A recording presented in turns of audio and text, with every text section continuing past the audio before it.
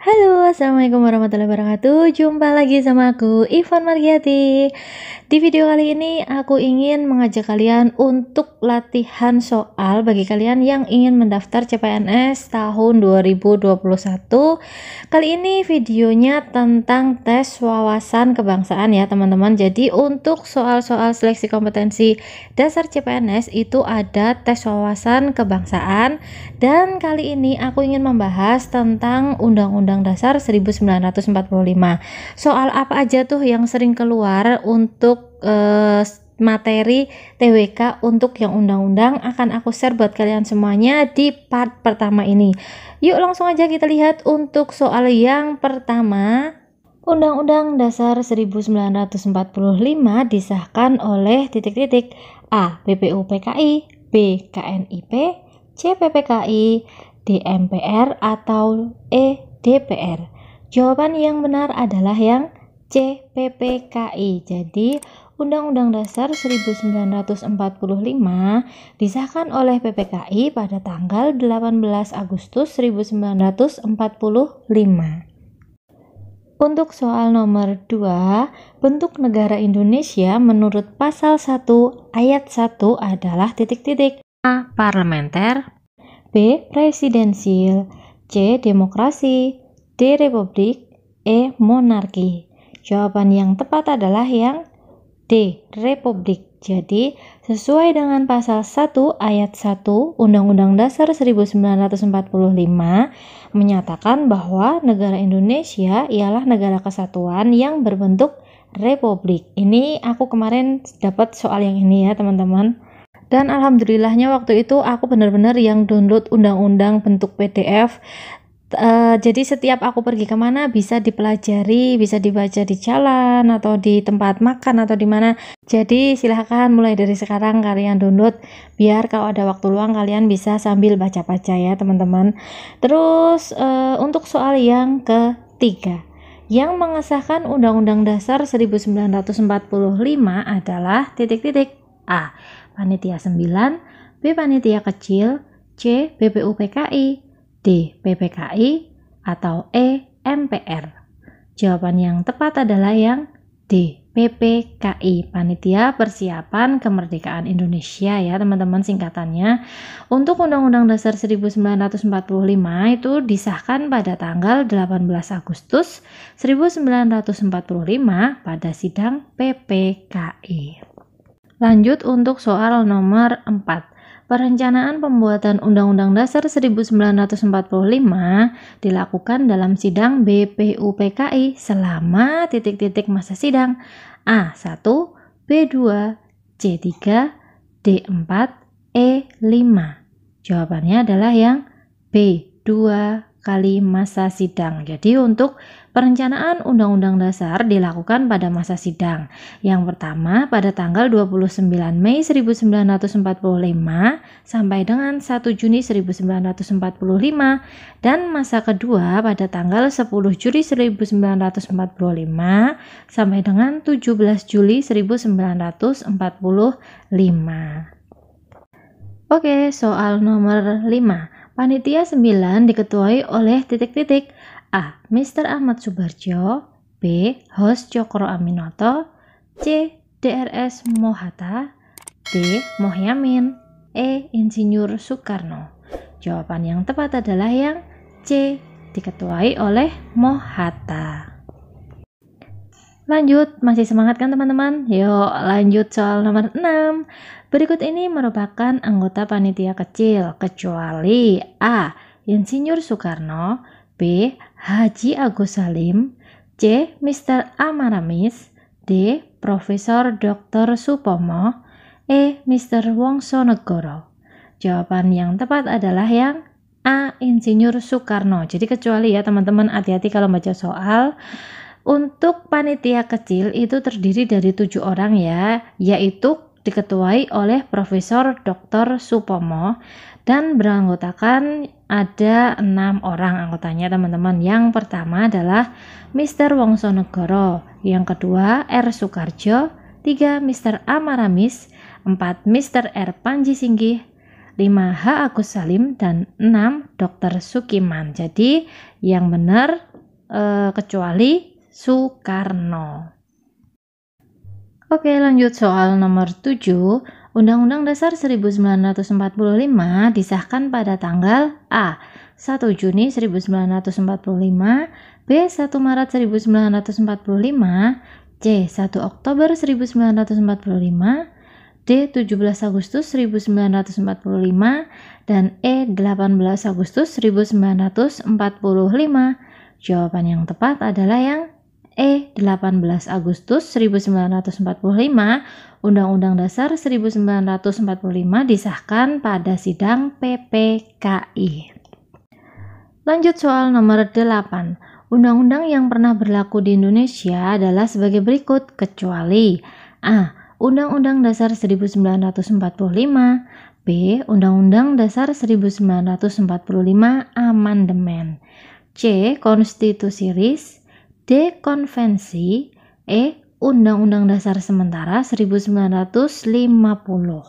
Ini kecuali ya teman-teman. Kalau kecuali jawabannya adalah yang D. Konvensi. Jadi undang-undang yang pernah berlaku di Indonesia itu adalah Undang-Undang Dasar 1945, Undang-Undang Dasar 1945 Amandemen, Konstitusi RIS, dan UUDS 1950. Soal nomor 9. Yang menyatakan kembali ke Undang-Undang Dasar 1945 setelah Undang-Undang Dasar Sementara 1950 adalah A. Berita RI tahun 2 nomor 7 tanggal 15 Februari 1946, B. Berita RI tahun 3 nomor 7 tanggal 15 Februari 1946, C. Dekret Presiden 5 Juli 1959, D. 3 Komando Rakyat, E. 3 Tuntutan Rakyat. Jawaban yang tepat adalah yang C. Dekret Presiden 5 Juli 1959. Jadi, yang menyatakan kembali ke Undang-Undang Dasar 1945 adalah Dekret Presiden 5 Juli 1959. Disebabkan karena Badan Konstituante belum bisa membuat undang-undang yang baru. Soal 10. Undang-Undang Dasar 1945 disebut sebagai konstitusi rigid karena pada waktu perubahannya harus A. dilakukan oleh MPR, B. dilakukan oleh persetujuan DPR, C. dilakukan dengan persetujuan Presiden, D. dilakukan dengan persetujuan DPR dan Presiden, E. dilakukan dengan persetujuan sekurang-kurangnya 2/3 anggota MPR yang hadir dalam sidang. Jawaban yang tepat adalah yang E. dilakukan dengan persetujuan sekurang-kurangnya 2/3 anggota MPR yang hadir dalam sidang. Jadi yang dimaksud dengan rigid itu apa sih? Akan aku jelasin di soal yang berikutnya, karena nanti di soal berikutnya perlu penjelasannya. Yang sekarang kita lanjut dulu ke soal yang nomor 11.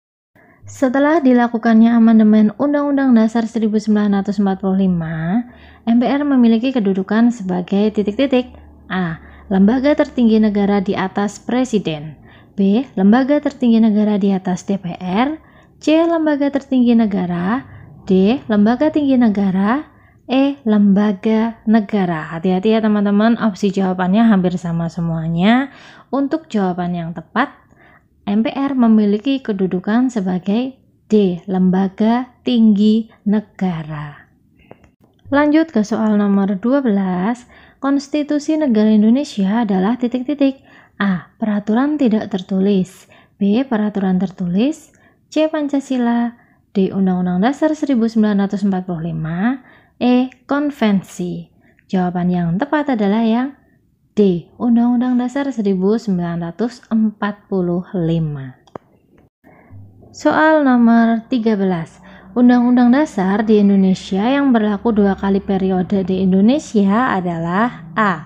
Undang-Undang Dasar 1945, B. Undang-Undang Dasar 1945 Amandemen, C.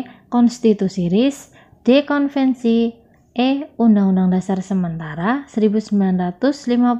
Nah, kalau ini udah jelas ya teman-teman, dari yang soal tadi yang di awal konvensi itu jelas salah.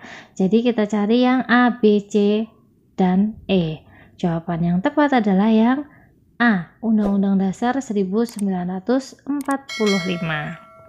Jadi Undang-Undang Dasar di Indonesia yang berlaku 2 kali adalah Undang-Undang Dasar 1945, yaitu periode setelah proklamasi kemerdekaan dan periode setelah dikeluarkannya Dekret Presiden 5 Juli 1959.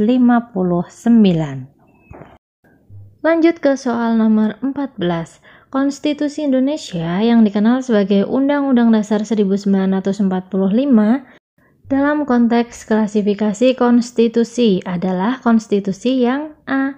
Tertulis, fleksibel, solid. B. Tidak tertulis, fleksibel, rigid.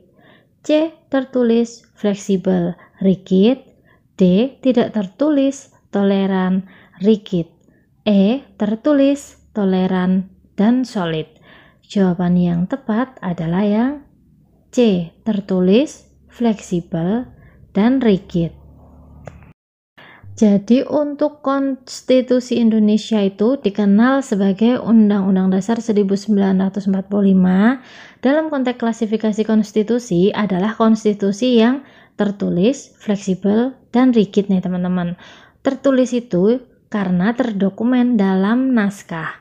Kalau fleksibel itu karena hanya memuat 37 pasal yang bisa mengikuti perkembangan zaman, dan rigid karena sulit cara mengubahnya atau merubahnya. Kita lanjut ke soal nomor 15.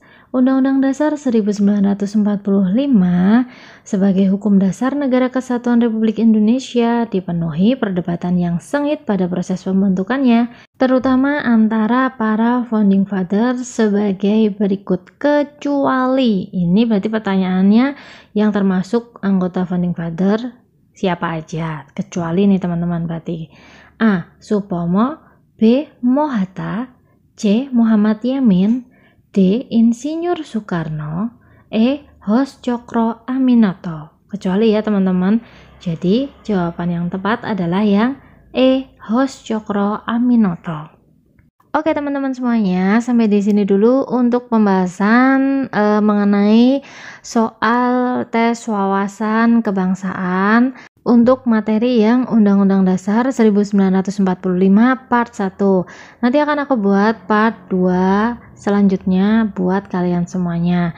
Tapi jangan lupa nih, buat yang belum subscribe silahkan kalian subscribe channel aku. Bagi yang belum komentar, belum like, silahkan kalian like, silahkan kalian komentar supaya aku semakin bersemangat membuat video untuk kalian semuanya, dan semoga video ini bermanfaat buat kalian semuanya ya.